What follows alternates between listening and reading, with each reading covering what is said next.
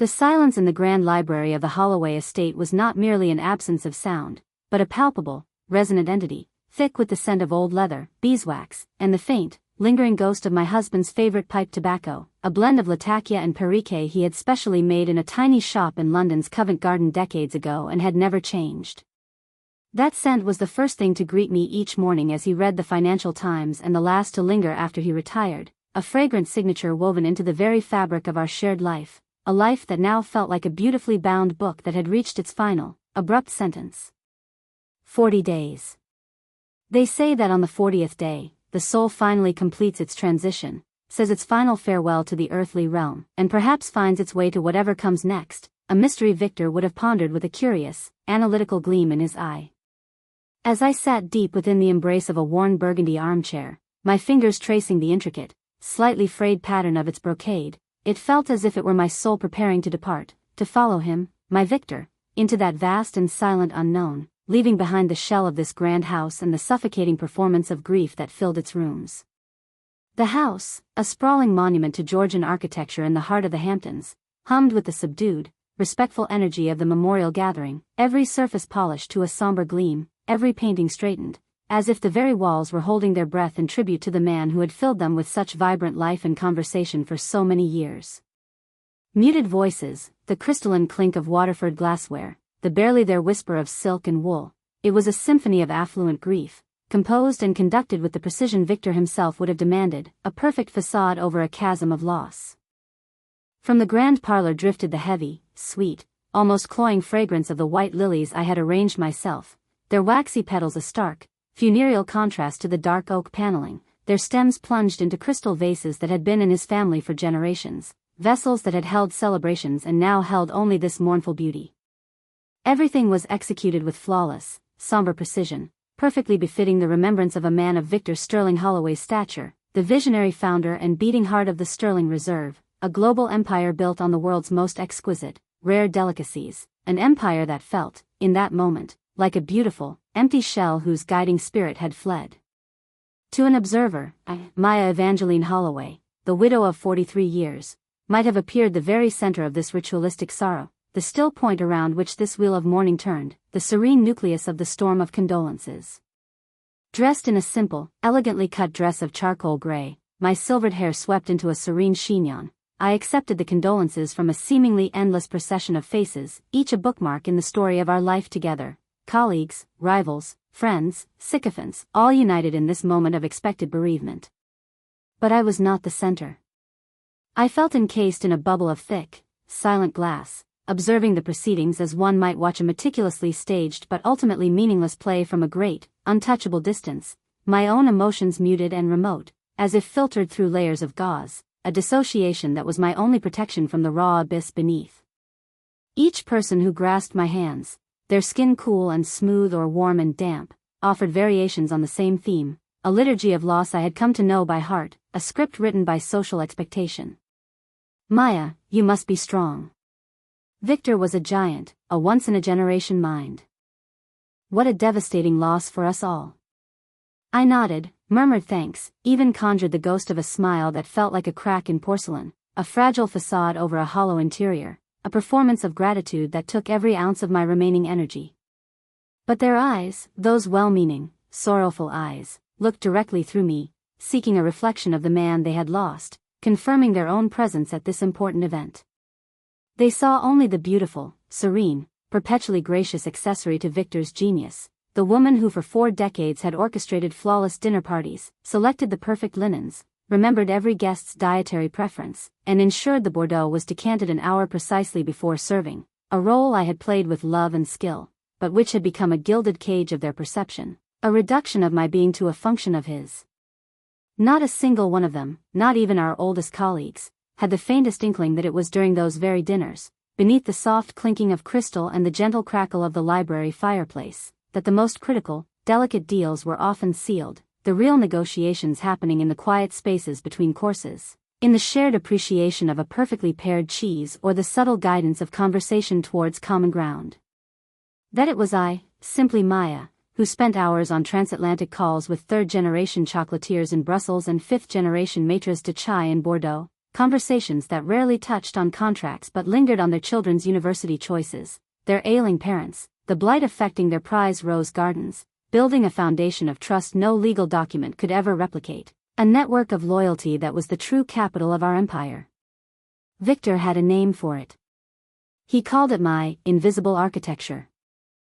I build the fortresses, my love, he'd say, his voice warm with admiration in the quiet of our bedroom, the city lights twinkling far below our penthouse, but you weave the tapestries that make them homes.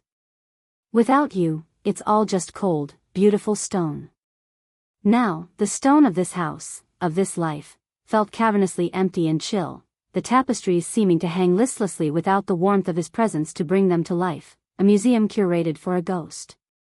On my lap, a counterweight to the swirling emptiness, rested a single object, a slim portfolio of the finest, supplest caramel-colored leather, its surface embossed with a discreet, blind-stamped crest, the Holloway family sigil of an oak tree and a stylized S.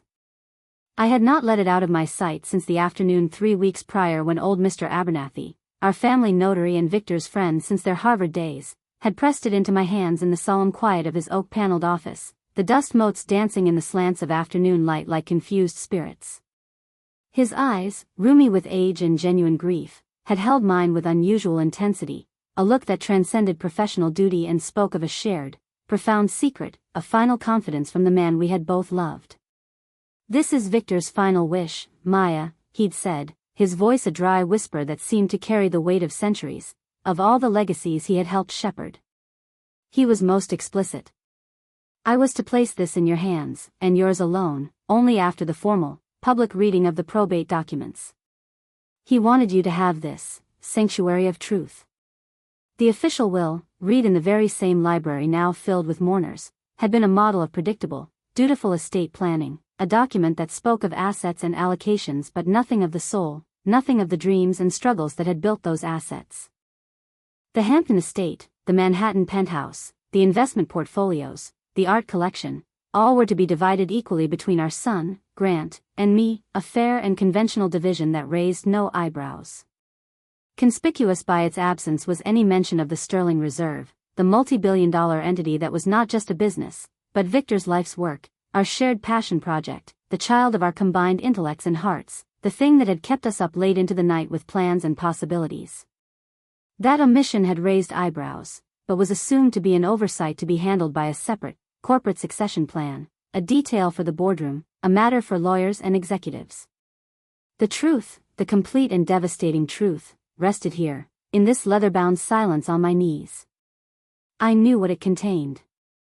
I had scanned the dense, legalistic lines once in Abernathy's office, the words blurring as my eyes filled with tears not of sadness, but of a staggering, overwhelming understanding, a realization of the monumental trust and the terrifying responsibility he was placing upon me alone.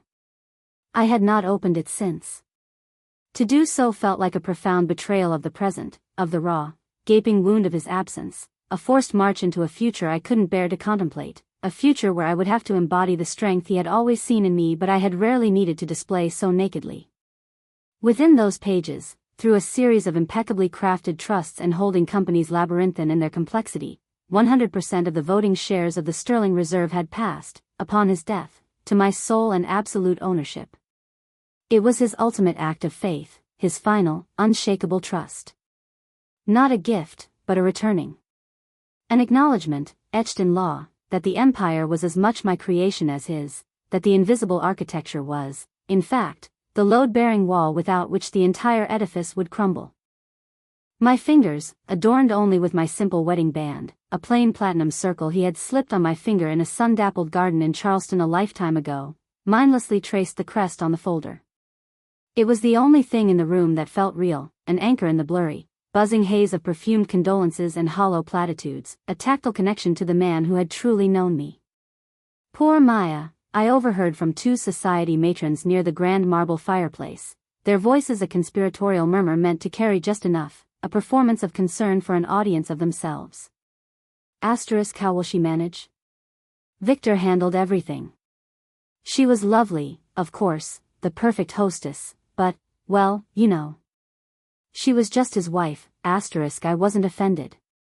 I was beyond offense.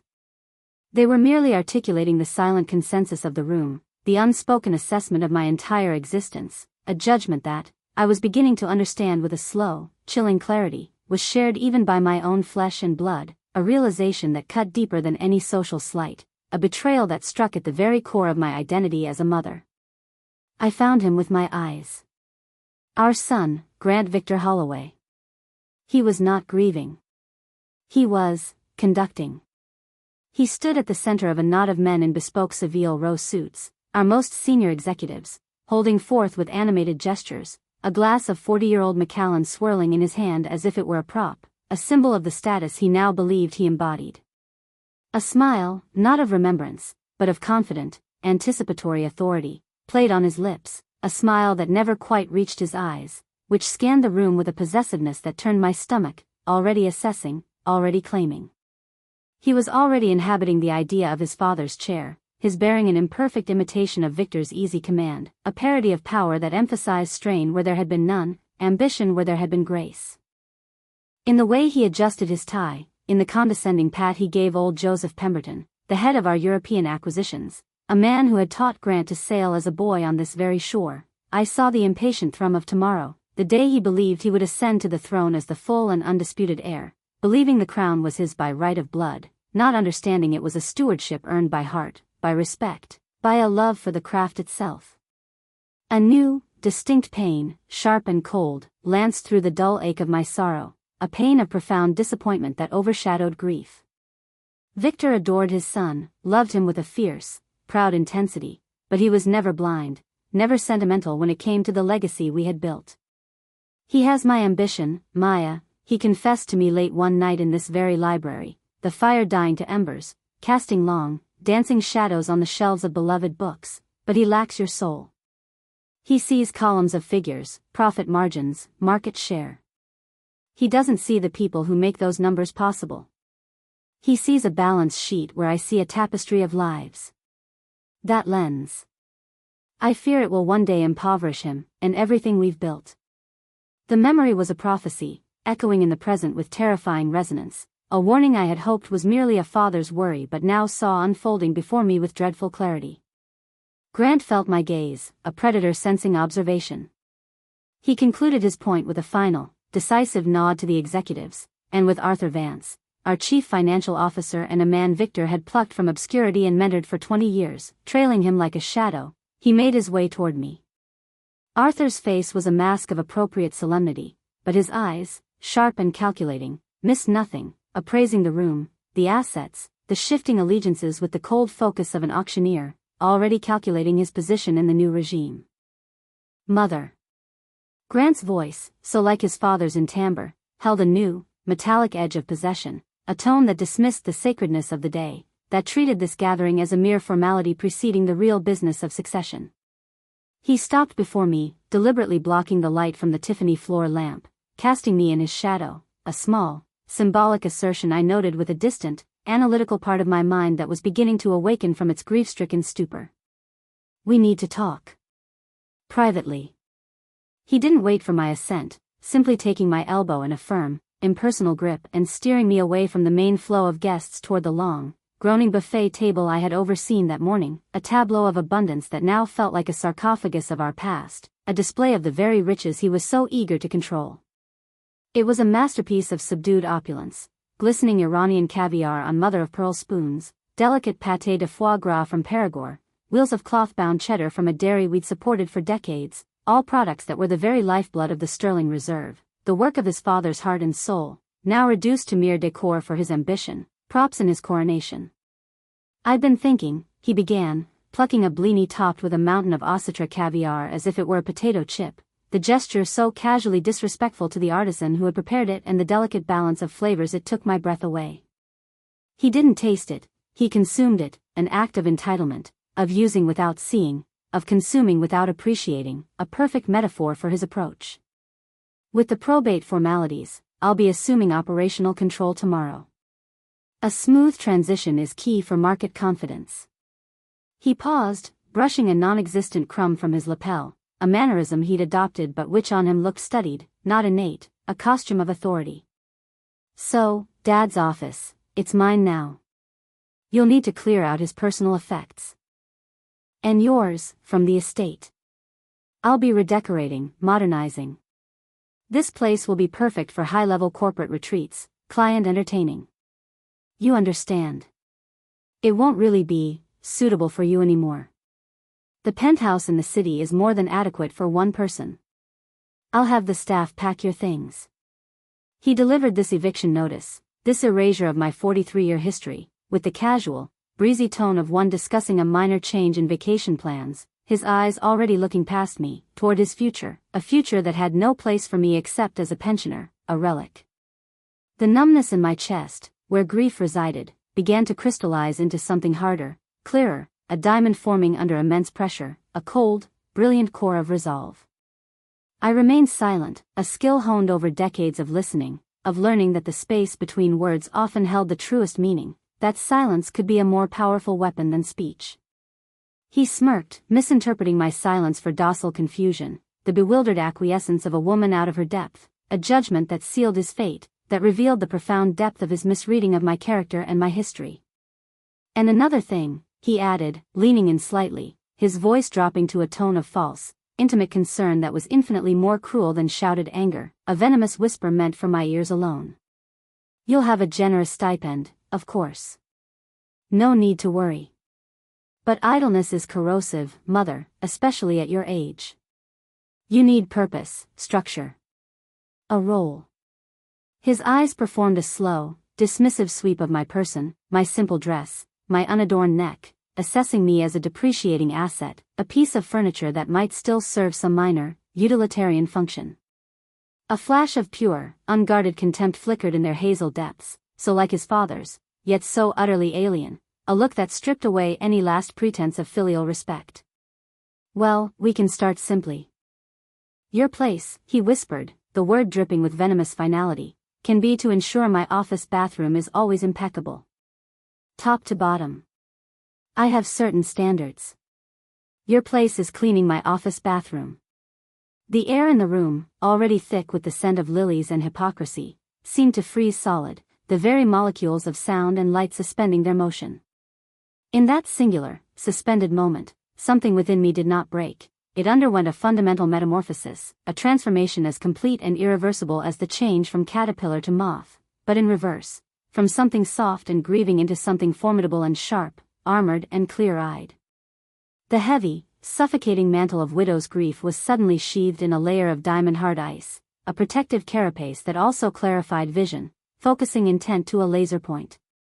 The murmur of voices, the somber classical music, the very beating of my own heart, all sound receded, replaced by a ringing, absolute clarity, the kind Victor described when he knew a deal was right, a moment of pure, unassailable certainty that brooked no doubt.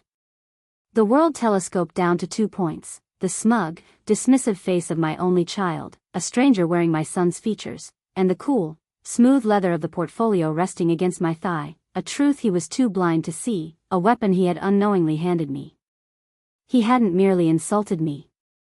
On the day of his father's memorial, in the home his father built as a testament to their love and shared dreams, he had spat upon Victor's memory, upon the very idea of partnership and respect that was the cornerstone of everything we were. He hadn't just sought to humiliate his mother, he had attempted to trample 43 years of partnership, of quiet, indispensable collaboration that formed the very foundation upon which his imagined empire stood, revealing that he understood nothing of its true nature. A strange, cold river seemed to replace the blood in my veins, not the hot rush of anger, but the clear, purposeful flow of glacial certainty, a patience born of deep time and immense weight, the patience of a spider who has woven her web and can wait for the fly. The man before me was not my son in any way that mattered now. He was a hostile entity, a clear and present danger to everything Victor and I had cherished, built, and protected, a vandal poised before a masterpiece with a can of spray paint. Without a word, I turned. I did not look at him, did not grant him the satisfaction of seeing the impact of his blow, the first lesson in a new curriculum he would not enjoy. I simply walked away, my steps steady and measured on the Persian rug, moving through the clusters of guests like a ship through a ghostly sea, up the grand staircase, and into the sanctuary of the master suite, the room that still held the echo of our last conversation, his last kiss. I closed the door on the world below, the sound of the latch engaging a full stop, a period at the end of a long, beautiful sentence. The life I had known had ended 40 days ago with Victor's last breath. The life I had been clinging to, the identity of the grieving widow, ended the moment Grant uttered those 7 words. What remained was something else entirely, a new entity forged in cold fire, and I needed the silence to understand its shape. I waited in the quiet dimness of our room, surrounded by the artifacts of our life together, the photographs, the books, the silly porcelain frog he'd won for me at a county fair, until the last car had crunched down the gravel drive, until the house had settled into a deep, echoing silence that smelled of extinguished candles, dying lilies, and the acrid tang of betrayal. Then I went downstairs. Without turning on lights, guided by memory and the faint moonlight through tall windows, I walked to Victor's study, the journey feeling like a pilgrimage to an oracle, a seeking of counsel from the ghost in the stones. This was the true heart of the home, the inner sanctum where dreams were plotted and futures secured, where we had spent our richest hours. The scent here was uniquely his: old paper, fine leather, sandalwood, the faintest trace of the lapsang sochong tea he favored in the evenings, a smoky, comforting aroma that now seemed to hang in the air like a benediction. I sank into his massive, cognac-colored leather chair behind the partner's desk we had found together in a dusty Parisian antique shop, a desk he said had bones, and felt it give slightly under me, still holding the impression of his form, a phantom embrace. How many nights had I sat in the chair opposite, listening as he unraveled complex problems, shared his visions, his fears, his boundless dreams, the firelight playing on his animated face. The Sterling Reserve was never merely a business, it was a living entity, a collective of stories and passions, born from a shared, almost sacred, respect for artistry and tradition, a belief that the best things in life were not made, but lovingly tended, curated, and understood. Your place is cleaning my office bathroom. The phrase echoed in the sacred silence, not provoking tears, those were spent, but igniting a cold, forensic curiosity, an analytical detachment that allowed me to see the situation with brutal clarity, to map the battlefield. How could a child raised amidst such beauty, such deliberate cultivation of quality and relationship, conceive of value in such barren, transactional terms? He saw the company as a magnificent engine, a collection of assets, trademarks, and distribution networks, a machine to be tuned for maximum output, oiled with the grease of cost-cutting and streamlined with the harsh tools of efficiency. He believed that to sit in his father's chair, to hang his own portrait on the wall, was to command the machine, to grasp the throttle. He did not comprehend that Victor didn't build a machine, he cultivated a garden, a rare and delicate ecosystem where each element was interdependent, where the soil was trust, the sunlight was respect, and the water was shared success. Its roots stretched across oceans, to the misty hills of Darjeeling where Ananda's family coaxed flavor from the soil with prayer and patience, to the sun-drenched vineyards of Burgundy where Alara's ancestors had charted the terroir for centuries, to the salt-kissed oyster beds of Brittany where generations had read the tides like poetry. Its keepers were artists, poets of their craft, families for whom the word honor was woven into the very fiber of their being, more binding than any legal contract, a covenant of quality.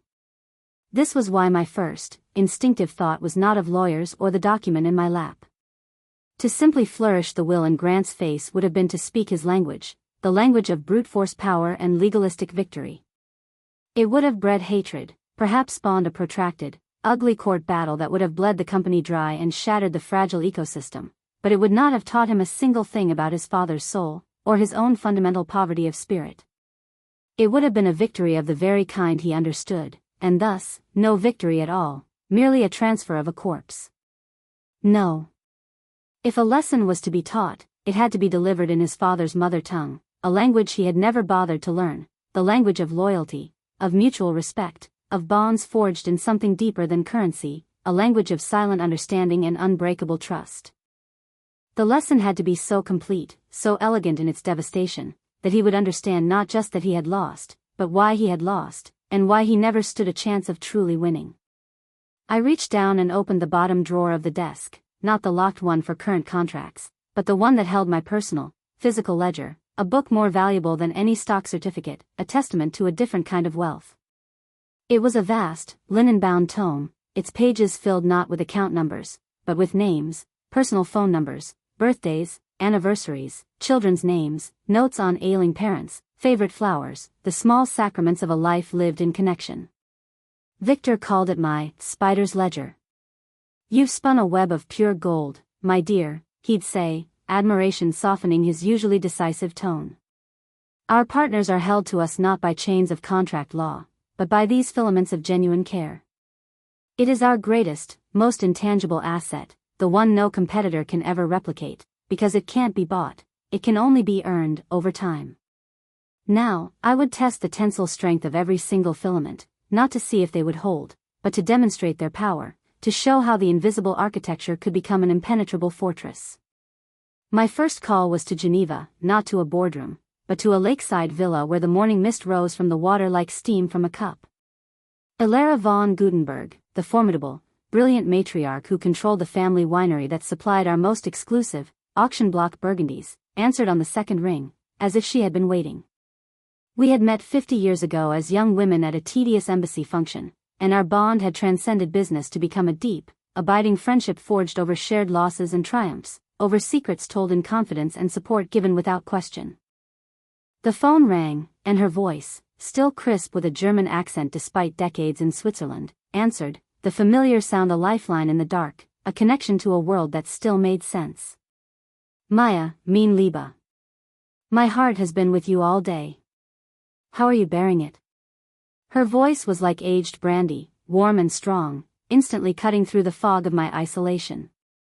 The house is full of his absence, Elara, I said, my voice steady, finding strength in her familiarity, in the knowledge that she, of all people, would understand the layers of my pain. But it was a beautiful service. He would have approved of the order, if not the necessity. He was a king among men. A true connoisseur of life, not just of things. A pause, perceptive and deep, the silence between us filled with decades of shared understanding. You are calling about more than the service. I am, I admitted, no point in dissembling with her, our friendship had never tolerated anything less than stark honesty. There are changes coming. Grant is taking the helm. The silence on the line was eloquent, a vacuum that spoke of disapproval and concern, of a shared knowledge of Grant's limitations. Grant is a product of his time, she said finally, each word carefully chosen, diplomatic yet razor-sharp. Efficient. Ambitious. He sees the forest, perhaps, but not the individual, ancient trees whose roots hold the earth together, whose age gives the forest its character and strength. Precisely. So, I am calling my oldest friends. To thank you. For everything. For the partnership, yes, but more for the friendship. That has been the true vintage, the one that improves with time. I could almost hear her sharp mind processing, the gears of a formidable intellect turning, understanding the subtext, the warning cloaked in gratitude, the call to arms disguised as a farewell. Maya, listen to me, she said, her voice dropping, taking on the tone of a field marshal assessing a threat. The von Gutenberg family does not do business with spreadsheets. We do business with people. With hearts. Our handshake with Victor, and with you, is binding. It is written in the soil of our vineyards and the walls of our cellars. Whatever storms come, you have a port here. Always. The first thread held. It was stronger than titanium, tempered by time and trust, and it hummed with a promise that was both a comfort and a weapon. Next, I called Colombo, where the hour was late and the air would be heavy with tropical night sounds, the chirp of insects and the distant murmur of the sea. Ananda Rajasingh, the soft-spoken philosopher king of the tea estates that provided our signature, cloud-grown silver tips, answered with a gentle, Madam Holloway, I have been thinking of you. His father and Victor's father had been friends, a bond that felt almost mythic in its longevity, a tale of two young men who had met at university and built a bridge between continents that had lasted generations. He had sat at this very desk, sipping tea from a celadone cup, discussing not tonnage, but the poetry of the monsoon, the way the light fell on the hills before a storm, the particular shade of green that signaled the perfect flush. I asked after his daughter's medical studies, about the new organic methods he was pioneering to protect the delicate soil from overexploitation. Then, gently, I alluded to the shifting winds, the change in management philosophy, the new language of efficiency that was replacing the language of craft. Madam Holloway, he said, his voice a gentle, rhythmic flow like a slow-moving river, deep and patient. For 2 generations, our families have been intertwined. The Sterling Reserve is not a corporate entity to us. It is the name of your husband's integrity and your grace. Paper can change hands. Ink fades. Legacy does not. We remember who stood with us when blight threatened the entire crop, who celebrated the birth of a child with a case of champagne that was itself a work of art. We remember. The second thread, woven with shared history, mutual respect, and a profound understanding of continuity, was secure, a bond that no corporate directive could sever, a connection that lived in memory and honor. The third call was to a rambling old farmhouse in the French countryside, where the scent of the Atlantic would mix with wood smoke and the damp earth of the salt marshes.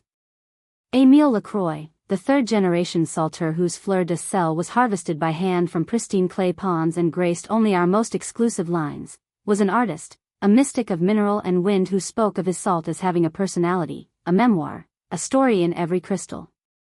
I spoke of the upcoming harvest, of the autumn light on the palliatier's tools, of his grandson who was showing an interest in the craft, the hope for the future that lived in the young. Then, I sighed, a barely audible sound laden with meaning, a crack in my composure meant for him to hear. The new management, Émile, they speak a different language. One of margins and efficiencies, of cost per gram. I fear the poetry of your work, the story in each crystal, may be lost in translation. They may see only sodium chloride where you see captured sunlight and ocean breath. His reply was immediate, fierce with a pride that was the antithesis of arrogance, a pride born of generations of perfecting an impossible art. Madam, my salt has never been a commodity. It is a whisper of a specific place, a specific time, a conversation between the ocean and the wind. It chooses who it graces. My family's reputation is fused with yours, with Victor's. If the language changes to one we do not speak, a language without soul, without history, then we will fall silent together. Our pans will lie empty before they are filled by a Philistine. 3 calls. 3 lifelines affirmed, 3 declarations of war delivered as statements of principle, 3 alliances reaffirmed in the face of the coming barbarism. In the dark study, the silence was no longer oppressive, it was charged with latent power, a coiled potential waiting for the spark, a strategic map glowing in the dark, drawn with lines of loyalty. My web was intact, each strand humming with shared purpose, a neural network of integrity spanning the globe. For 43 years, I had woven it with threads of empathy, loyalty, and genuine human connection, a labor of love invisible to the balance sheet. Now, that delicate, beautiful web was ready to transform into a net of immense, invisible strength, a snare woven from the very values Grant and Arthur held in contempt. They, in their arrogant planning, had seen me as a relic to be cleared away, a piece of furniture with sentimental value but no functional purpose in the modern machine. They had no idea they were about to walk blindly into a trap woven over a lifetime, a trap whose mechanism was their own disdain, whose trigger was their inability to value what they could not quantify. The illusion of conquest unfolded exactly as I had foreseen, a play whose script they followed with unwitting fidelity, actors so convinced of their own cleverness they didn't see the strings. The next morning, I sat in the conservatory amidst Victor's beloved orchids, repotting a delicate phalaenopsis with hands that did not tremble, the rich, earthy smell of the potting mix a grounding antidote to the cerebral storm I had set in motion across the world. I was waiting. I knew the script they would follow. Grant would arrive at the Sterling Reserve headquarters on 5th Avenue precisely at 8:55 a.m., allowing him to make an entrance at 9 o'clock sharp, a performance of punctual authority for the employees who would be nervously watching. He would stride through the marble lobby, past the living wall of herbs that perfumed the air with basil and thyme, ignoring the subdued, shell-shocked greetings of employees whose eyes were still red-rimmed from genuine grief, seeing them as components, not as people who had loved his father. He would bypass his own, perfectly adequate corner office and go directly to the CEO's suite on the top floor, the sanctum sanctorum, as if drawn by a magnet of ambition, a moth to the flame of a power he did not comprehend. I could picture it with painful clarity, each detail sharp in my mind's eye, a movie I had already seen in a dozen variations of his behavior over the years. Eleanor Davies, Victor's executive assistant for 30 years, a woman of formidable efficiency and deep loyalty who had been a friend and confidant to us both, would meet him at the door, her face a mask of professional grief, her posture erect with a dignity his new authority could not command, a dignity earned through decades of impeccable service. "Mr. Holloway, my deepest condolences. Your father," Grant would cut her off with an impatient wave, a gesture that dismissed not just her words but her decades of service, her shared grief, reducing her to an obstacle to his coffee. "Thank you, Eleanor. Coffee. Black. And tell Vance I want him in here now." His first act, I knew, would be to remove the portrait. Not the modern, imposing photograph in the reception area, but the small, exquisite oil painting that hung behind Victor's desk, a portrait I had commissioned from a reclusive Spanish master for his 50th birthday, a work that had taken a year and countless sittings to capture not a likeness, but an essence. It captured him not as a titan of industry, but as a man deep in thought, a half-smile playing on his lips, his eyes warm and alive with intelligence and kindness, the essence of the man I loved. To me, it was the soul of the room.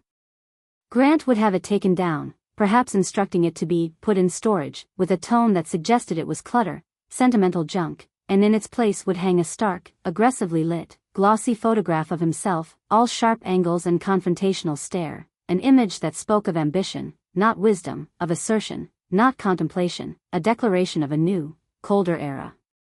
Arthur Vance would slink in, his posture a permanent semi-bow of calculated subservience, his voice an unctuous syrup that had always set my teeth on edge but which Victor had tolerated for his financial acumen. "Grant. A new day. Victor would be so proud to see you here, where you belong." And Grant, swelling with the intoxicating vapor of unearned authority, would hold forth, pacing before the floor-to-ceiling windows that looked out over the city he now believed he owned, the city his father had seen as a landscape of opportunity, not possession. "Dad was a legend, Arthur, but his era is over. This family rhetoric, these personal relationships, its sentimentality, its fiscal nostalgia. We're sitting on a goldmine of inefficiency. Our suppliers have had a sweetheart deal for decades, hiding behind artisanal and heritage, while we pay a premium for fairy tales. That ends today." I could hear Arthur's eager, sycophantic agreement, the sound of a man choosing a side he believed was the winning one, a man whose moral compass had always pointed toward the largest number. "Absolutely, Grant. The procurement numbers are unsustainable. A realignment is not just advisable, it's imperative. But, these relationships, they're delicate. Victor spent a lifetime letting my mother coddle them," Grant would snap, the disdain from last night resurfacing, raw and ugly, a venom he could no longer contain. "Phone calls about grandchildren, Christmas hampers, for God's sake. It's a business, not a charity. We're not in the friendship industry. We're in the luxury goods industry, and our primary good is profit, not nostalgia." He would lay out his plan with the confidence of a man who believes he has invented a new wheel, blind to the fact it was square and would grind everything to dust, that he was proposing to strip the feathers from the golden goose. "You will draft a communication. To Du Bois in Belgium, Rajasingh in Sri Lanka, Lacroix in France, all of them. Effective immediately, due to new strategic direction and market recalibration, we demand a 22% reduction in all supply costs. Standardized quarterly reviews will replace the current gentlemen's agreements. Terms are non-negotiable. They comply, or we find new partners. The age of being held hostage by old-world charm is over." Arthur, sensing the wind, smelling the promotion and bonus that would follow such brutal efficiency, would fall into line, his moral compass spinning wildly, his loyalty to Victor's memory evaporating in the heat of his own ambition. Of course. A bold move. A necessary recalibration. I'll have the notices drafted by noon, clear, firm, and legally airtight.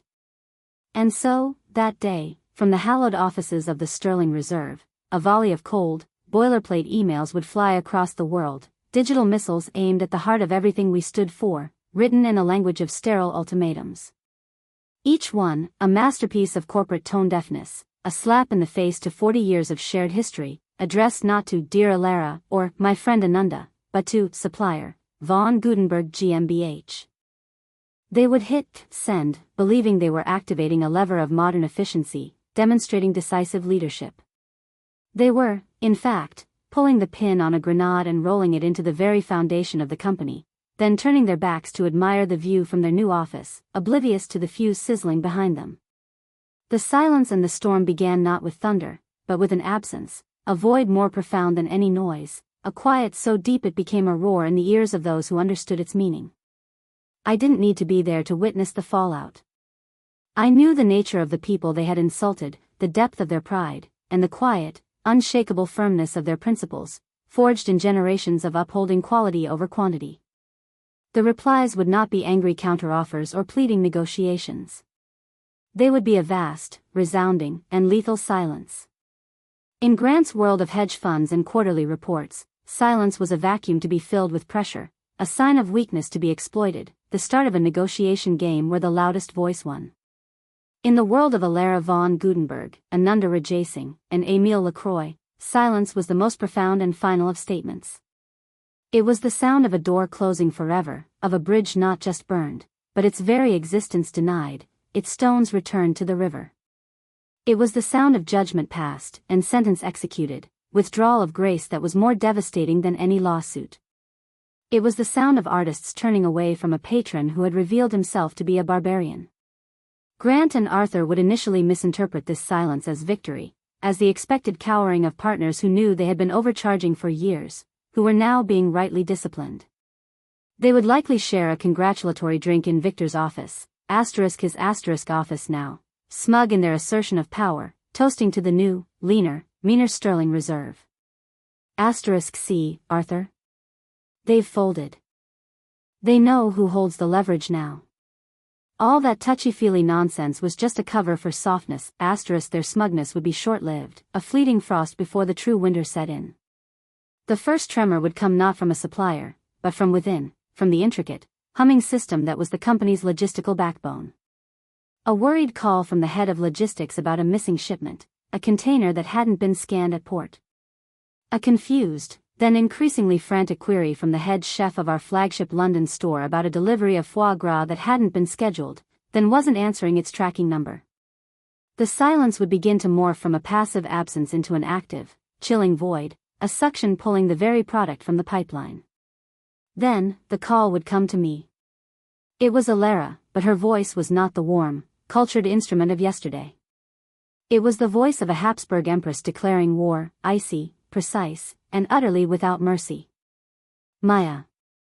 I received the communication from your son's CFO. She spat the title as if it were a profanity. It is an insult of such profound vulgarity, I initially thought it a forgery, a joke in the worst possible taste. 22%? After the year our vineyards nearly froze and we absorbed the loss on the 15 vintage for you out of loyalty, without a single question? This is not business. This is barbarism. It is the language of the soulless conglomerate, not of a house built by Victor Holloway. I know, Alara, I said, my voice low, steady, allowing her anger to wash over me, feeling its justice. I am so terribly sorry you were subjected to that. It was done without my knowledge, and against every principle Victor and I ever held. Sorry? She was incandescent, her fury a cold, blue flame. I am beyond sorry, Maya. I have already instructed my lawyers to draft immediate termination notices for every contract, every exclusive allotment, every single agreement that bears the Sterling Reserve name. Not a single bottle of von Gutenberg wine will ever again be sold under that banner. But that is merely the insult, the personal affront. Her voice dropped, took on a graver, more ominous tone, the sound of settling avalanche snow. What came after is the injury. I received, not an hour ago, a due diligence inquiry from the legal department of Omnivore Global. The name hit me like a physical blow, a sucker punch to the soul that drove the air from my lungs. Omnivore Global. The conglomerate Victor had reviled above all others, a specter that had haunted his later years.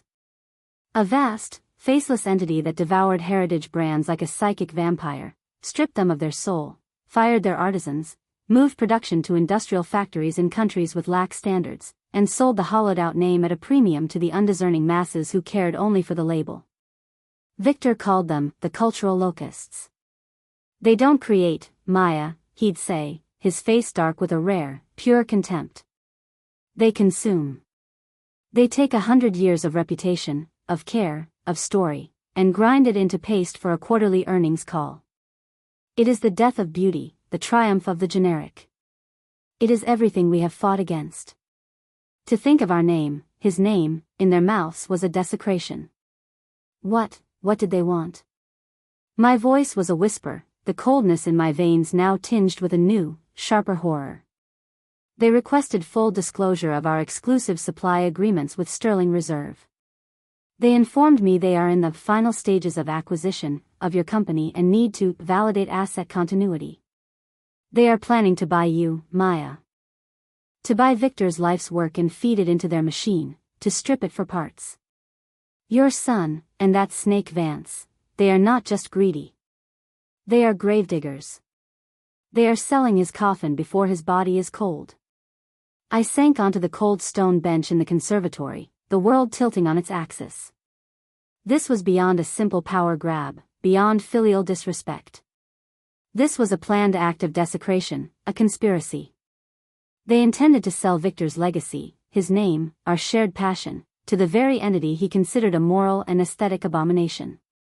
The ultimatum to the suppliers wasn't just about immediate profit, it was a pre-sale manipulation, a crude attempt to juice the margins, to make the carcass look more appealing to the vultures by bleeding the very partners who gave it life. The coldness in my heart solidified into pure, adamantine resolve. The dead cannot defend their honor. The widows must. And we would do so not with tears, but with the very tools the barbarians disdained. Ilara, I said, my voice now firm, clear, a commander's voice I hadn't heard from my own lips in decades, do not send the termination letters. Not yet. Do something else for me. Call Ananda. Call Emil. Call everyone on the list. I will text you in 5 minutes. Tell them. Tell them about Omnivore. Tell them the fate that is being planned for the name they trusted. Tell them their life's work, their family's honor, is about to be bundled and sold to the locusts. Then do what your conscience demands. Do what you must to protect what is yours. The pause on the line was filled with the fierce, approving silence of a fellow general who has just received orders she fully endorses. It will be done, mean Conagen, she said, the old endearment now a title of shared resolve. The locusts will find this field salted. And the harvest will belong to those who understand the soil. The invisible network, my spiderweb of decades, thrummed into action, vibrating with a shared, righteous fury. It was no longer a web of connection, but a neural network of revolt, a distributed intelligence coordinating a defense of a world the boardroom could not see. From Geneva to Colombo to Brittany, the message flashed along the filaments, * betrayal. Not just of Maya, but of Victor. Not just of a company, but of a covenant. The barbarians are at the gate, and they have been let in by the prince. The time for silence is over, the time for a different kind of action is now, *, and so, a different silence descended, not of shock, but of coordinated, deliberate withdrawal. Orders were cancelled. Shipments were halted mid-journey. Contracts were suspended, not terminated, but put into a deep freeze. The lifeblood of the Sterling Reserve simply stopped flowing, not with a bang, but with a whisper, as millions of dollars worth of the world's finest ingredients simply vanished from the pipeline, redirected, stored, or held in limbo by partners who now saw Grant and Arthur not as successors, but as hostile forces. The unraveling was not a single event, but a cascade of failures, a house of cards collapsing in a wind of its own making. The coup de grace, however, came not in a boardroom showdown with me, but in the midst of Grant's own carefully staged triumph, a moment of supreme irony I learned of later from a hushed, horrified Eleanor Davies, who called me weeping with a mixture of fury and relief, her loyalty to Victor finally overpowering her professional discretion. Grant and Arthur were in a minimalist, cold conference room high in the Omnivore Global Tower, finalizing the terms of the sale. Grant was in the midst of his pitch, a laser pointer dancing over slick slides showing synergistic cost-saving opportunities, and post-acquisition brand leverage, speaking the language of the locusts fluently. His phone, face down on the polished ebony table, vibrated repeatedly. Sam Bernstein, the grizzled, beloved head of our massive fulfillment center in New Jersey, a man who had started in the warehouse and whom Victor treated like a brother, was calling. Grant, irritated by the interruption to his performance, silenced it. When it buzzed again a minute later, more insistently, he snatched it up, hissed, "Not now," into it, and powered it off, cutting off the lifeline to reality. He never got to his concluding slide, the one promising exponential growth through brand democratization. The conference room door, which should have been locked, burst open not with a crash, but with the desperate force of a man who had driven 90 miles an hour through traffic. Sam Bernstein stood there, still in his warehouse coat stained with oil and sweat, his face ashen, his eyes wide with a panic that ignored the stunned, suited omnivore executives around the table. Grant. The trucks, the ships. What is this? Grant snarled, humiliation turning his face a puce purple, his performance ruined, his authority challenged in front of the very people he needed to impress. I'm in a meeting. Get out. They've turned around. Sam blurted, his voice cracking with emotion, his hands shaking. All of them. The tea freighter from Colombo changed course mid-ocean. It's heading to Singapore now. The refrigerated convoy from Calais is being unloaded at a competitor's dock in Le Havre, right now. Brussels just cancelled the entire chocolate order for the year, no explanation. We have nothing coming in. Nothing. The pipeline is empty. The warehouses are echoing. We're a shell. A beautiful, empty shell. The silence in the room was absolute, a vacuum sucking all the air from Grant's meticulously constructed fantasy, from the holographic graphs of profit projections still glowing mockingly on the screen. The omnivore CEO, a man with the eyes of a calculating reptile and the patience of a glacier, slowly closed his leather-bound portfolio with a definitive snap. He looked not at Grant, not at the apoplectic Arthur Vance, but at his own chief counsel, his expression unreadable. It appears, he said, his voice devoid of all inflection, the core asset we were acquiring, the exclusive, irreplaceable supplier network, was somewhat ephemeral. More of a gentleman's agreement than an asset. This discussion is concluded. They stood as one, a synchronized display of rejection, and filed out without another word, without a backward glance, leaving Grant and Arthur standing alone amid the ruins of their betrayal, the expensive chairs empty, the screen flickering, the taste of ashes in the air. The reckoning in the garden came at dusk, when the long shadows of the rose bushes stretched across the lawn like accusing fingers. They came to the estate like wounded, furious animals, their arrogance finally stripped away to reveal the raw, gibbering panic beneath, the terror of men who have suddenly realized the ground is not just shifting but has disappeared beneath their feet entirely. I was waiting for them, as I knew I would be. I was in the rose garden, my sanctuary, the place Victor and I had designed together, each bush chosen for its scent and story. I was pruning the Lady Emma Hamilton bushes, their apricot and orange blooms glowing in the slanting light, the snip of my shears a steady, rhythmic counterpoint to the chaotic, stumbling crunch of their footsteps on the gravel path. Mother! What have you done? Grant's shout was raw, stripped of all its cultivated control, the voice of a child who has broken his favorite toy and is looking for someone to blame. It echoed in the quiet evening, scattering a sparrow from the birdbath. I turned, slowly, the shears in my hand glinting in the last of the sun. I felt an immense, calm detachment, as if I were observing a particularly tedious species of insect. I've been tending my roses, Grant. Unlike you and Mr. Vance, I prefer to nurture living things, not dismantle them for spare parts. It's a slower process, but the results are more lasting. Arthur Vance stepped forward, his mask of unctuous concern back in place, but cracking at the edges with a terror that leaked through like a stain. Maya, please. You don't understand the situation. The company is in crisis. Catastrophe. You must call them. You must fix this. You have to make them see reason. You're the only one they'll listen to.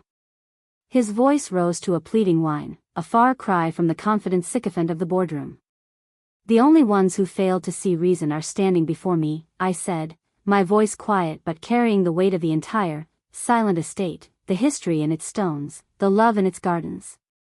I didn't tell them to cancel a thing. I merely informed my friends that the sterling reserve they knew, the one built on Victor's handshake and my word, on shared values and mutual respect, was dead. That its new stewards held them in contempt, saw their life's work as a line item, and planned to sell their legacy to Omnivore Global. They made their own choice. They chose to protect their honor, and the integrity of their craft. I simply provided them with the information you tried to keep secret. The blood drained from Arthur's face, leaving it the color of old parchment. The name, Omnivore, spoken aloud in this context, with my calm certainty, was his death knell, the proof of their secret treachery laid bare. Grant stared, uncomprehending, then blustered, the last defense of a man who cannot face the magnitude of his error. Lies. You're twisting things. We were saving the company. Modernizing it. Dad left it in a mess. Sentimental debts, outmoded practices. Stop. The single word, flat and final, cut through his hysterics like my shears through a dead branch. I reached into the deep pocket of my canvas gardening apron and pulled out the caramel leather portfolio. I held it out not to Grant, but to Arthur. You are the numbers man, Arthur. You appreciate documents, columns, figures. You understand the language of ownership. Read this. With trembling, clammy hands, he took it, as if accepting a live grenade. Grant crowded over his shoulder, his breath coming in short, ragged pants. I watched, dispassionate, as their eyes scanned the first line, then the second, their brains slowly, painfully processing the legal language that was so unambiguous, so absolute. The color fled from Arthur's face completely, leaving him a paper-white effigy of a man, his mouth a slack O of horror. Grant's own face underwent a grotesque transformation, from fury to confusion, to dawning, horrified understanding, to a kind of soul-sick emptiness. The document trembled in Arthur's grip like a leaf in a storm, the paper rustling a dry, accusatory whisper in the still air. The company, I said into their stunned silence, my voice cleaving the evening, was never yours to sell, Grant. It was never yours to optimize or modernize. It was placed in my care. A care you deemed equivalent to janitorial work for your bathroom. You sought to make me a custodian of porcelain and tile, when I was, and am, the sole custodian of your father's dream. I walked forward, each step measured on the gravel, and took the portfolio from Arthur's nerveless fingers.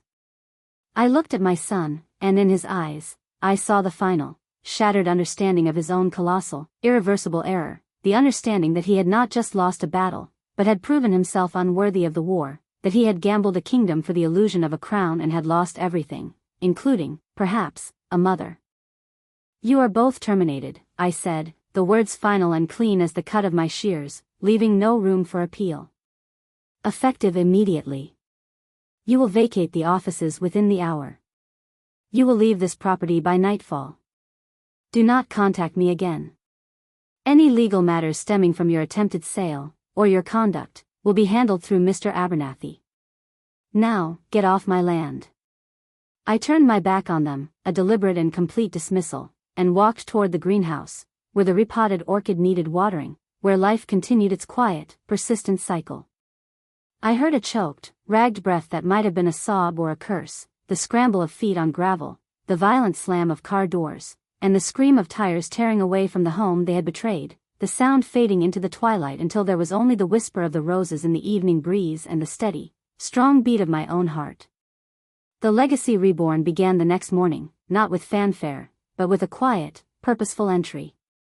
I went to the office, not as a ghost haunting the halls of her past, but as the owner, the architect stepping onto her site. I entered through the main doors, and the living wall of herbs seemed to smell sweeter, the marble floor to shine with a clearer light. Eleanor Davies met me in the lobby, tears of profound, weary relief in her eyes, and without a word, she silently took my coat, her hands firm and sure. My first act was to walk to the CEO's suite. I took down Grant's glossy, aggressive photograph myself, the glass cold in my hands, and dropped it without ceremony into the stainless steel wastebasket, where it landed with a satisfying clunk. Then I went to the storage closet, retrieved Victor's portrait from where it leaned against a wall, shrouded in bubble wrap, and with Eleanor's help, hung it back on its hook, precisely centering it. The soul of the room was restored, the knowing, gentle eyes once again looked out over the space, and the room seemed to exhale. I called an all-hands meeting in the central atrium. I did not stand on a podium. I stood among them, these people whose talents and dedication I had long admired from a distance. I was brief. "My name is Maya Holloway," I said, my voice carrying easily in the hushed space. "Pursuant to my husband Victor's final, legally binding wishes, I am now the CEO and controlling owner of the Sterling Reserve. The directives of the past 2 days are null and void. Our way of business, the way of respect, of quality, of true partnership, is reinstated, effective immediately. The pipelines will be refilled. The partnerships will be honored. We have work to do."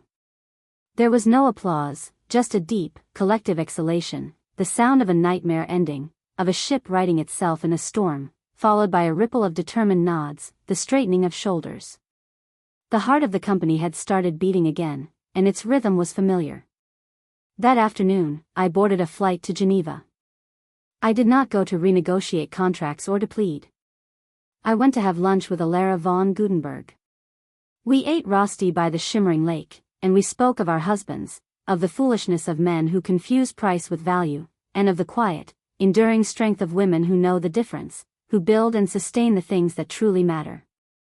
We laughed, a sound that felt strange and wonderful after so many days of silence. At the end, she clasped my hand, her grip strong, her rings cool against my skin. "You did not just save a company, Maya. You performed a rescue of the heart. You reminded us all what we were fighting for." Victor is smiling. I am sure of it. Back in New York, I worked with our lawyers not just to stabilize, but to cleanse.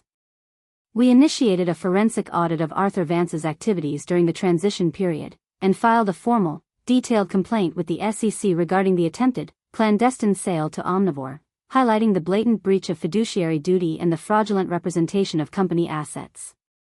The wheels of justice, slow and ponderous, began to turn, their gears lubricated by our meticulous evidence. And I began to create.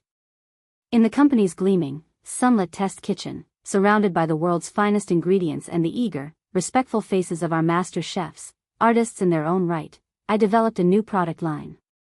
It was a range of conserves, confits, and elixirs, recipes based on my own notebooks, forgotten gems I'd perfected over decades of entertaining, tastes that told stories of places and people. The flagship was a pear and saffron confiture, sweetened not with white sugar, but with rich, dark Sri Lankan jaggery from Ananda's cousin's plantation, laced with a dash of von Gutenberg's own old plum brandy, a relic from a spectacular vintage. At the launch, surrounded by Alara, Ananda, Emil, and all the other faces from my ledger, now not just partners but comrades in arms, I held up a jar, the glass catching the light. "We will call this line the Architect's Reserve," I announced, my voice clear in the packed room. "In honor of the invisible foundations, the often unseen work, upon which all truly beautiful and enduring things are built. It is a tribute to the weavers of tapestries." The applause was thunderous, genuine, a celebration of survival and renewal. Later, alone in Victor's study, my study now, though it would always feel like ours, I looked at his portrait. The faint, knowing smile in his eyes seemed to have deepened, as if he were in on a splendid joke we had played on the gods of greed and short-sightedness. The stone box of the house, of the company, was filled with life again, not as a museum to the past, but as a living, breathing creation moving confidently into the future, its roots deep, its branches reaching for new light. I had not just claimed my place. I had finally, fully, stepped into the space I had always occupied but had never needed to proclaim, the center, the heart, the unwavering core. The legacy was not just preserved, it was evolving, it was growing, and it was mine to steward, not as a caretaker of relics, but as a cultivator of living things. The silence now was no longer empty, but full of purpose, the quiet hum of a hive, the sound of growth. And for the first time in 40 days, I felt not the aching void of absence, but the steady, powerful, and defiant beat of a life, and a legacy, moving forward.